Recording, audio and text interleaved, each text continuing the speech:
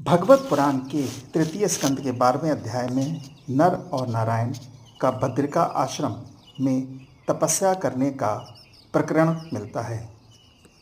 उद्धव जी को जब पता चलता है कि श्री कृष्ण अर्थात परमात्मा जो कि अवतार लेकर धरती पर आए हैं, वो अब धरती छोड़कर परम धाम जाने वाले हैं, तो उनको बहुत ही कष्ट होता है और उस कष्ट से निकलने के लिए वो बद्रिका आश्रम में जाकर तपस्या करना चाहते हैं।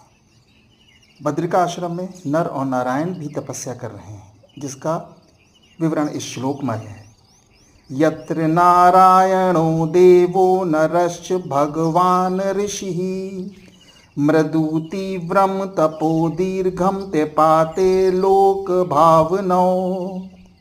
अर्थात नर और नारायण जीवों पर अनुग्रह अर्थात दया करने के लिए तपस्या कर रहे हैं।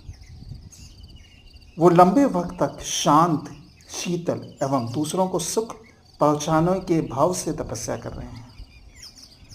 हमें मानव जीवन में तपस्या से ये मिलता है कि हमको सिद्धि मिलेगी या हमको ऐसी शक्ति मिलेगी जिससे कि हम परमात्मा तक पहुंचने का प्रयास कर सकते हैं। परंतु जो मुख्य चीज़ है, हमको साथ साथ हमारे अहंकार की पूर्ति भी होती है, जो कि नर और नारायण की तपस्या में ऐसा नहीं है। वो तो जीवों पर अनुग्रह और दया करने के लिए तपस्या कर रहे हैं। ये भाव बहुत ही उच्च श्रेणी का भाव है, जो कि सिर्फ अवतार या अंश अवतार ही अपनी लीलाओं से हमको बता सकते हैं।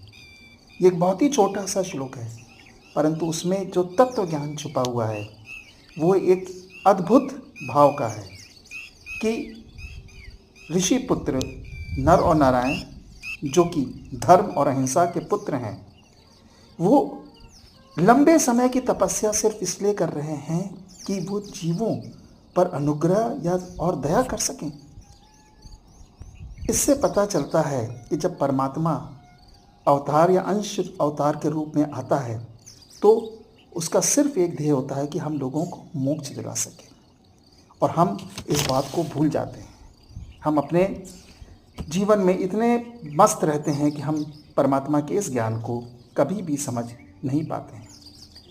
अतः परमात्मा अपने अवतार और अंश अवतार की लीलाओं से हमको ये ध्यान दिलाते हैं कि हमको एक दूसरे के प्रति दया और सौहार्द रखना चाहिए। ओम नमो भगवते वासुदेवाय।